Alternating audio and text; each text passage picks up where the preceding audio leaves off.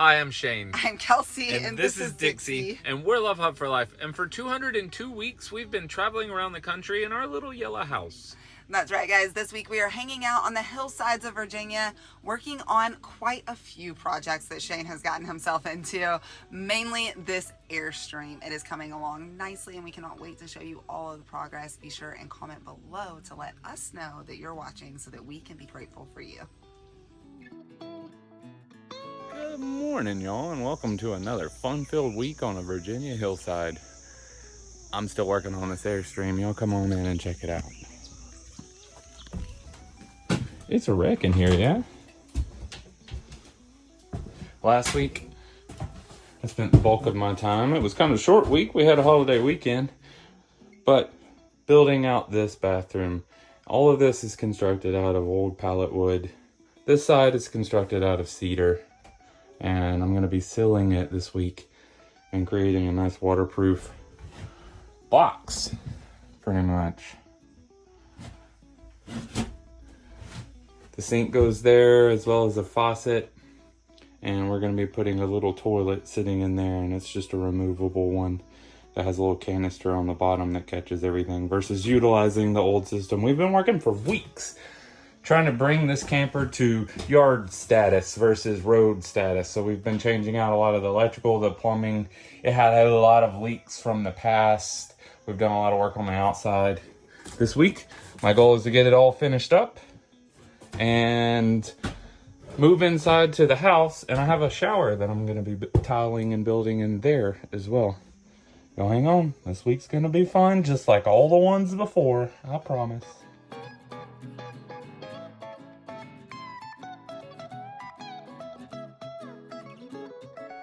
Boy, howdy.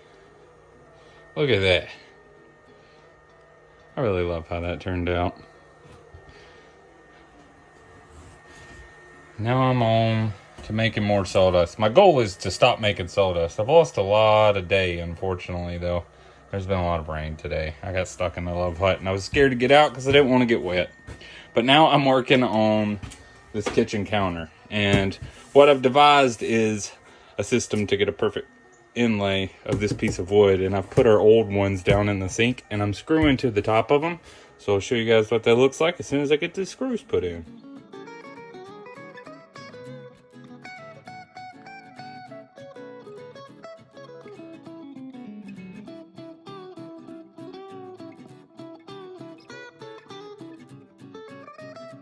Well, I think it's about time to get out of here. We have our limousine coming to pick us up. We're headed over to the hostel.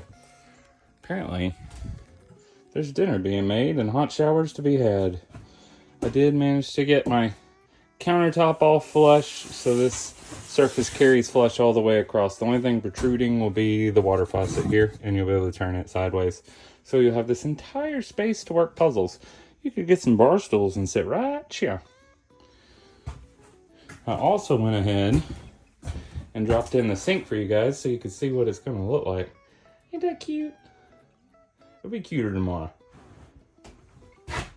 Till then, I'm going to go take a bath. Well, guys, it was time to take a little bit of a break from the Airstream, and we have made it just down the road to the Hikers Hostel, where we appear to have gotten a package.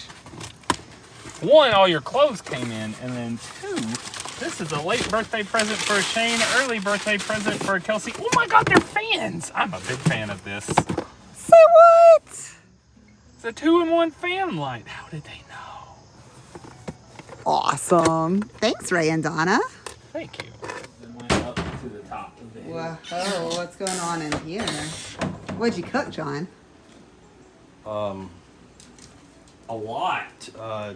Chicken tiki masala with basmati rice and steamed broccoli. And some coleslaw. It looks yummy. It smells good too. Thank you. Good morning, y'all. I'm already hiding inside. It's not exactly a pretty day, and it's not going to be. There's thunderstorms coming in just a few hours, so I'm going to get as much done inside of here as I possibly can.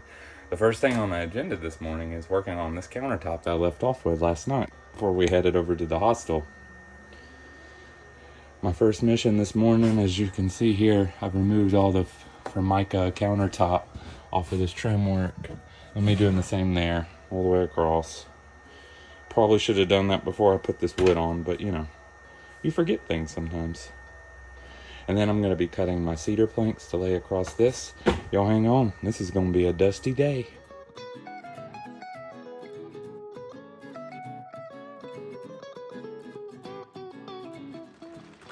Well, I'm keeping myself entertained with Shane's newest toy inside, and some of my own as well. I am a little bit concerned about him out there, though, because there's a whole lot of water coming from the sky. Hopefully he's figuring out all of those leaks on the Airstream and keeping himself away from lightning. Hey, let's learn some tricks. So a lot of the work I do is obviously small. And I tell everybody that an inch inside of one of these rigs is the equivalent to a whole foot of material inside of a house.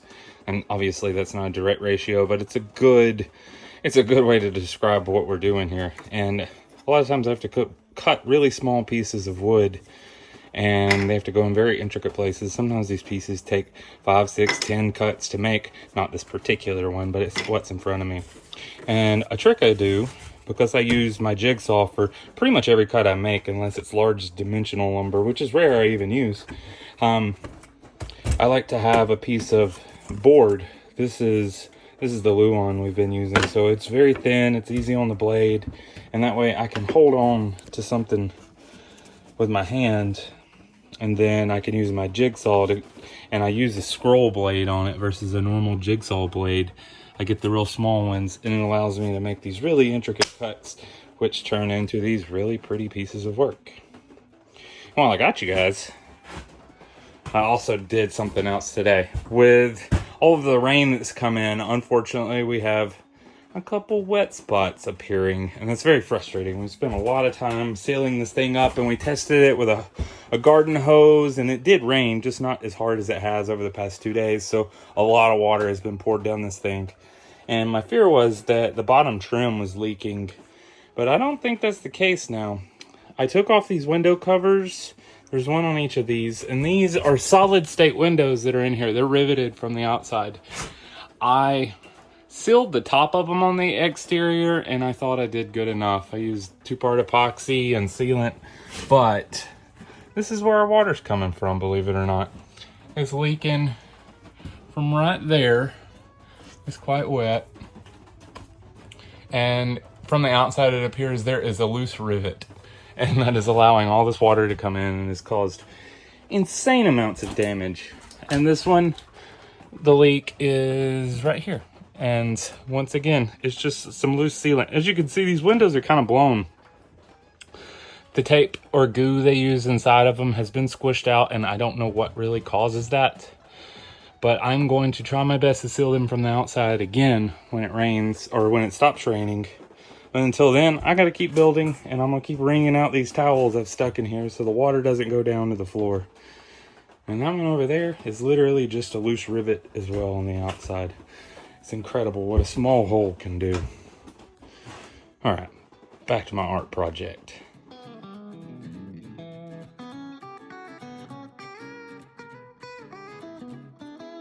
Alright, before I get this stove all mounted in, I need to screw it to the countertop and everything. I wanted to go ahead and clean up down here and get all the sawdust out. This is where all of the electronics were, if you guys were with me a couple weeks ago when I ripped it out. Now I have brought it all down to just a few wires that run outside into the battery box. And they're what power this camper now versus all that other convoluted archaic stuff. I think I still got the water pump here, if y'all weren't around for me taking it apart. Oh good, I dumped water on the floor. I guess I gotta clean that up. Look at it, it's got a belt on it and everything. Wild. Well, y'all, I think I'm gonna call it a day. Between all of the humidity in here from me running my big mouth all day and how much moisture is outside, it's getting quite dark in here. I realize my camera makes things look a lot brighter. And my flashlight. I've got the cover for this curing in the back. I had to glue the back of it. And I did get these holes cut in, so this is now removable. Isn't that cool? It's gonna be an awesome place to do crossword puzzles. I'm gonna go find Kelsey and my banjo. I'm plumb tuckered, as they say. What? Do you want to play?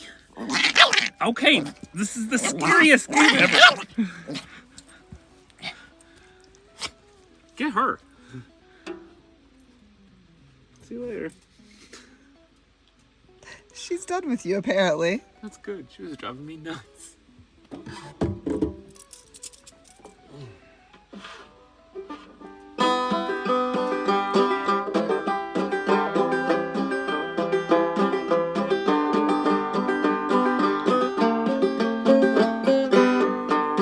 Yesterday I had my counter all finished up. I got in here this morning and went ahead and filled in the holes on this.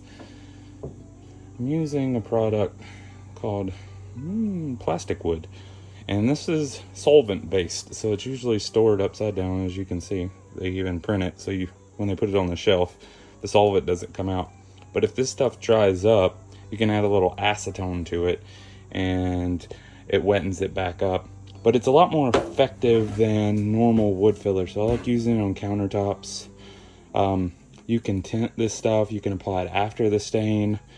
Due to the type of sealing I'm doing on this, I want to do it beforehand, and I'm going to be doing it to all the countertops. The shower, I'm just going to use a regular wood filler on because frankly there are a lot of holes, nail holes and cracks in that shower that all need to be sealed. And this stuff, you pretty much have to put the lid back on it after you pull just a tiny little bit out and address the spot, and then you take the lid off, and it takes a long time to use it. So in a space this size, that could take quite a while to treat all of my seams as well as any brad holes or anything. So I'm going to use a normal DAP product on that, and then I'll run the same sealant over this as I do the countertops. Today's going to be fun. I'm going to be sniffing solvents all day. Woohoo! Well, now that I got most of my surfaces filled in with wood filler, it's time to start actually cleaning this puppy up. I worked on getting all the debris and supplies that I've had stored back here, and I'm dry fitting all this Luan. And this is going to be our underlayment for our floating floor that we're going to be putting in. But that's the last piece of the puzzle, so I want to make sure I get all of this trimmed because I'm doing it in place, which generates more sawdust. So I got to pull it all back up, and then I'll vacuum and seal everything one last final time. But I'm trying to get done making dust. It's looking better, don't you think?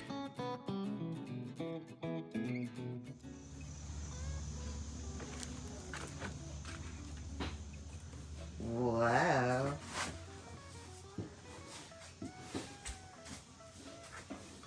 It looks like a different camper in here.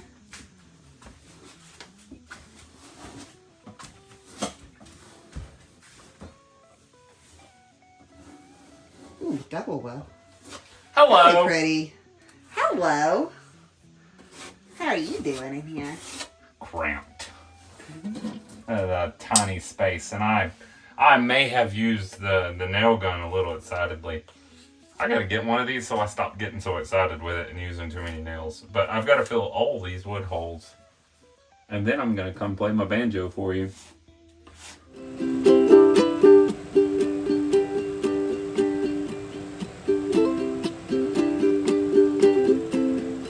Good morning, everyone. I came out here this morning and went ahead and pulled out all of the sheeting that I cut yesterday. Because this floor is still not quite perfect yet. I need to come through and sand it and make sure there's no variance anywhere so that this Luan lays as smooth as possible over it. I worked very late into the dark last night getting all of this sealed up. It's rather important that I got it done so I could stain it today because the filler I was using requires at least 6 hours of cure time. So I needed it to set overnight. I've also got to build in a little cover to cover all this ugly here because this room is going to be left open. We're going to just be putting in some store-bought furniture instead of building in anything here. We're now beginning what Kelsey calls her favorite part of the process, which is me cleaning up and getting out. Hopefully we get all this Luan laid today. Let's see what I can get done. One of my unexpected challenges for the Airstream is this window. It has a covering that belongs over it, just like all the other windows. They're all off right now because they're getting new screens. But this one is missing its cover. Fortunately, it's in the bathroom where we've done a lot of woodwork, so building a wooden one is not really going to stand out versus something in one of these other rooms. It's still very retro Airstream, so the wood would really look weird. I'm working on the frame now. I'm just trying to get the general shape of it. It has to remain fairly thin and lightweight. And I'm going to have to actually attach the wood, the first layer of it. It's going to require several layers to actually make it appear like a frame. But the first one has to be attached to the metal. So the old ones are riveted in. And I'm probably going to rivet this wood one in as well. And then add wood on top of it so I have something to nail the cedar to. So it matches the rest of our adorable little bathroom. And we'll keep going.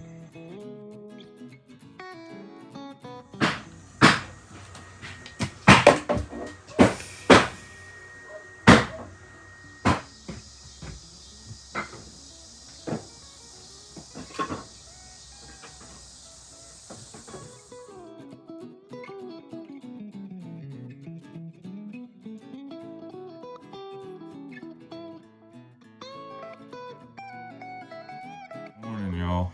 The dogs jumped all over me today, and it was a good way to start the day. I came into the camper this morning, and I don't know if y'all can see him. I don't know what these spiders are, but there's several of them all around the camper.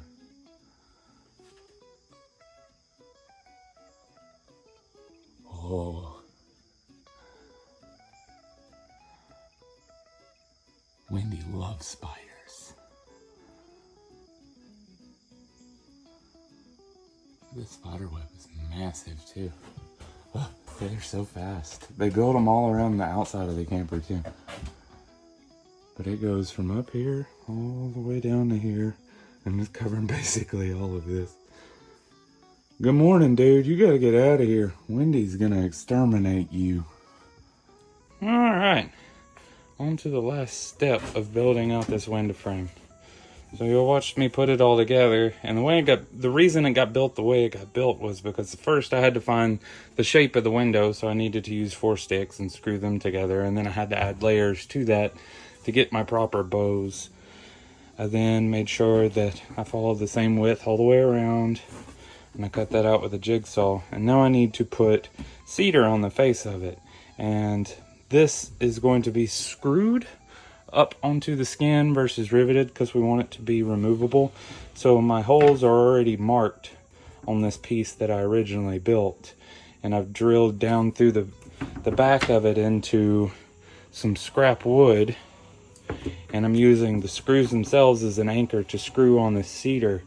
And I tongue and grooved it in this fashion because this thing's got to adhere to the bow of the wall of the Airstream, so having those movable slots running in the correct direction so that when it's pulled into that bow, that the wood kind of bends along those nice grooves in this tongue groove is really important in building something like this. Let's let this cure out in the sun, and I think I'm gonna go have some lunch.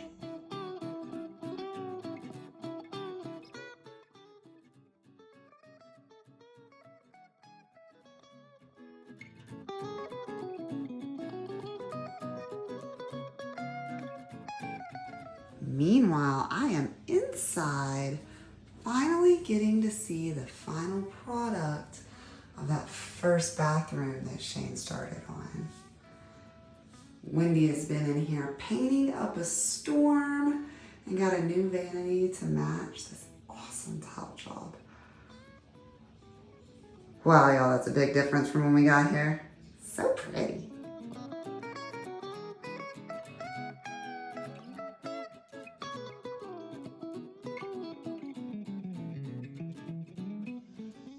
Well, y'all, I got my flashlight out. It's dark. I was trying to get all the cedar stained before it got too dark. And I got a good portion of the shower, but the problem is, I I'm not a small person, and I keep banging into wet stuff trying to paint this wall. So I'm gonna have to come back in the morning and paint it. Plus, I can't really see for shit in here. Do some more tomorrow. Look at that counter. Ain't it pretty? Guess I'm gonna go find Kelsey and my banjo. I came in to check on all of my stained surfaces from last night. Obviously, I didn't finish the shower last night because it was really dark and a really small space. The countertop did well. There's a couple of high spots. This substance that I'm using to treat this cedar, it's not a normal stain. So, it goes on more like paint than it does stain. Oh. And because of that, you get a lot of variance and you can get piling and things like that. And due to the shape of this shower, I had to come in this morning and knock down a lot of it because I used a sponge to apply it, which usually works really well on smooth surfaces. But due to all of the 90 degrees and varying radiuses that is the shower, there was a lot of high spots that I really didn't like. So everything's been knocked down with sandpaper, and I'm going to come back with a more detailed brush and give this thing another whirl. It'll look better.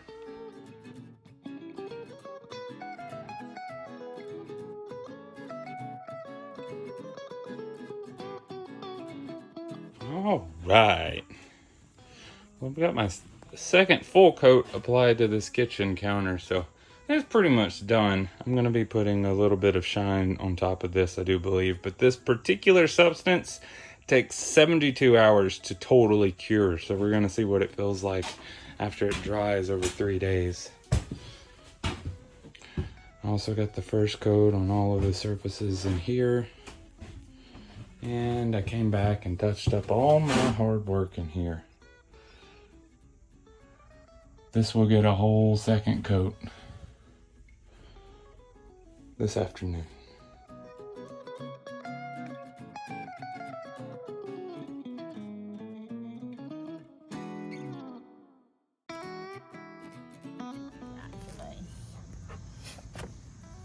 Yeah, was it time for our daily hug? He's so good at the hugs. You're such a bubble. You think they'll miss Max if we take him? Do you think he could get up the stairs to get in the love hut? You want to try, buddy? We might make him escape. What do you think? Now that I've got the first coat of stain on that little window frame, that's about the last thing that I have to make or paint. So it's time to start doing my favorite thing, which is starting in one corner of the rig and cleaning and making sure that I check off every little project that I had lined up all around the room. Part of that is sucking all this dust up and getting this Luan secured to the floor so we can lay click and lock flooring over it. I've been working on this plumbing. It's been quite a challenge getting it to tie into that sink over there because there's a vent line that comes down the wall and it's all ABS. So I wanted to tie into it as soon as I could. But I've used fern cones, which I really like using. They have a very good use in the nomad building scene because they're rubber and they allow for vibration versus if you glue a fitting like you see I did here at the bottom, then it passes vibration through the system versus these rubber connections allow for flex. You can bend the pipe ever so slightly. It's very nice. Obviously this rig's never going to move again, but it doesn't mean I don't need those fern cones. Well, let's get this floor put in.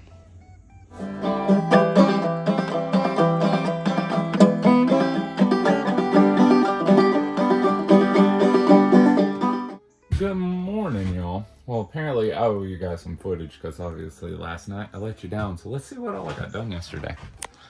I finished getting the window frame stained. I finished getting the countertop stained or sealed. It's not really a stain. It's more of a paint sealant. I don't really know how to describe that product. I touched up the stain in here on the bottom, as well as I got my second coats in the shower and on the counters. I even got all this Luan put in. Today I'm gonna finish getting the Luan put in and get all the water connected, test the sinks, you know, do all the fun stuff. We're gonna wait on our shower floor until we get done with all the tile projects in the house so we know what tile we have left over. And I'm also not gonna put in our click and lock flooring until Wendy can get in here, because we still have some remnants of the old moisture damage in here, which this is metal that just has a textured cover on it, so it's quite easy to clean. But all of this really needs to be cleaned before we get the flooring put in. Almost done with this thing. Let's see what all we can get done today.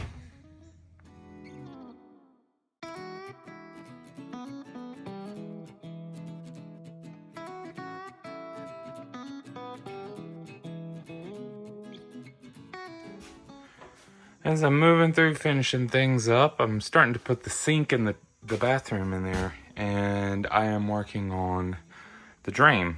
And I was going to show you guys this product. This is going to be used as the P-trap, and this is one you can pick up at a big box store. It's a really pliable material. It's rubber. Basically, this clamps onto the downspout, and then you connect that in there wherever you need it, and you can cut this at any point. And it's got a little clamp, so you can truly make a P-trap out of it. But I find anything that is rubber and has a clamp and flexible is much better in a mobile application, versus like regular plumbing is more akin to what I've put under this one. This one still is slightly flexible as well, but a lot of times it comes down and you have a P-trap like this one back here. Yeah, I just thought I would share a product that I really enjoy using with you guys. Simple drain, it's very simple. Also, the sink. We're using it in the bathroom, but it is more of an ornamental sink than a bathroom sink. It doesn't have an overflow spout in it. Usually there's some holes in the front that keeps it from overflowing if you're running the sink and you leave it on. Don't really have that set up in this bus, and without that you don't have this exterior shell. With that overflow pipe, there's generally a tube that connects around this, so you have to use a different type of drain.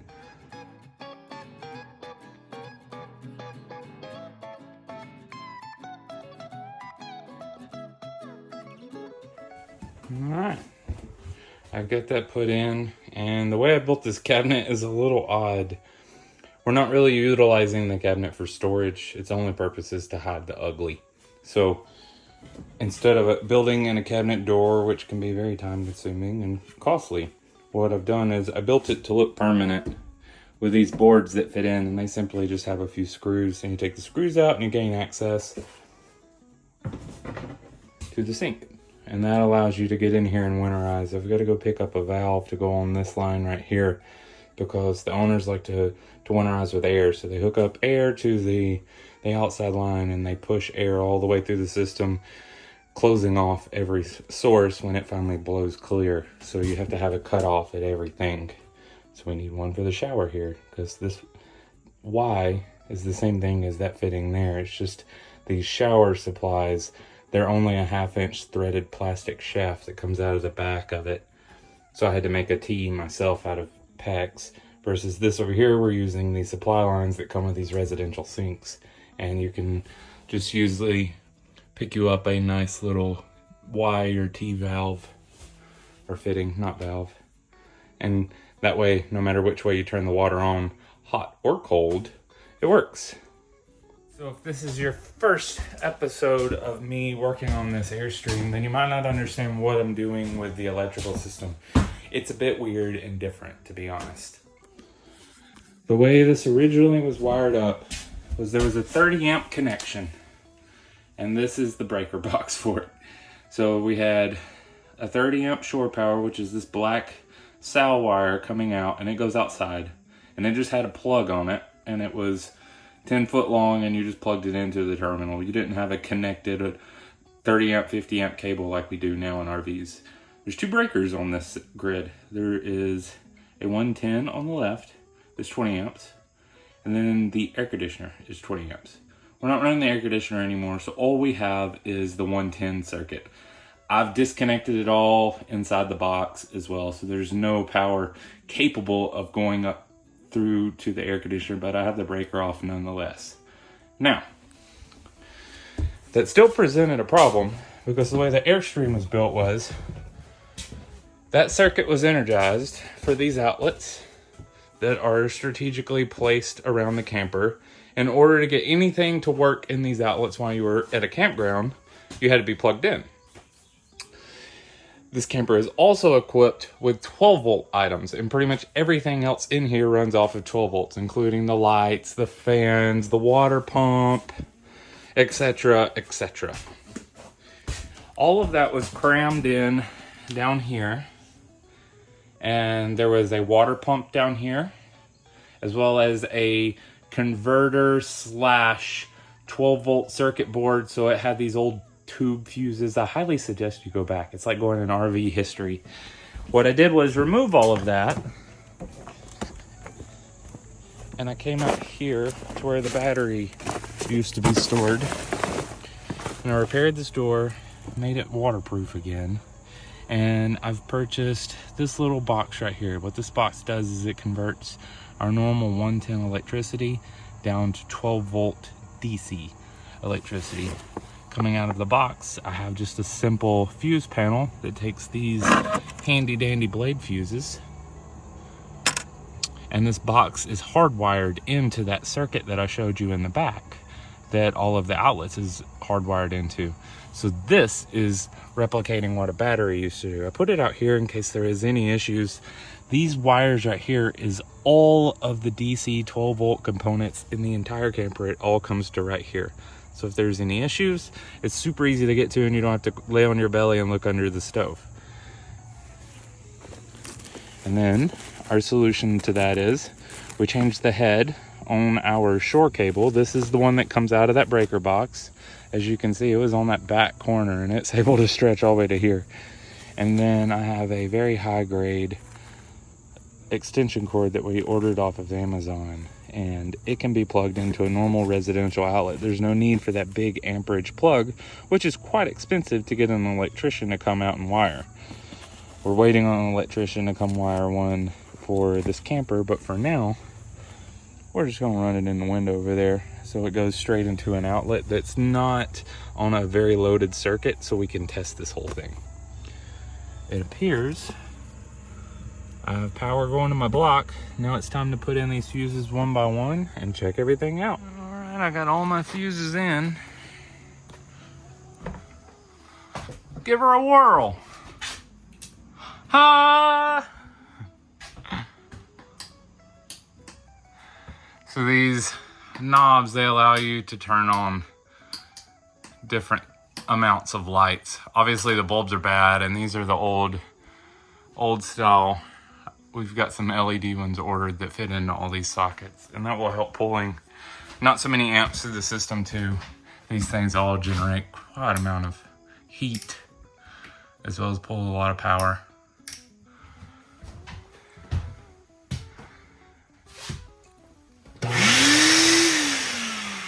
Sweet. It's alive. I don't know about y'all, but I think it's about time to call it a week. And ooh, look, it looks like Shane thinks the same thing. Are you packing up, babe? Are you all done? I'm almost done. Sorry, y'all. I'm not done.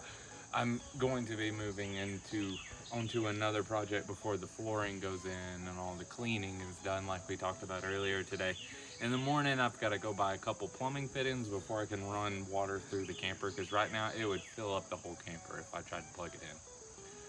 So that means y'all gotta come back next week to see this thing completely finished. But it is pretty darn close already, and I am so excited about the progress.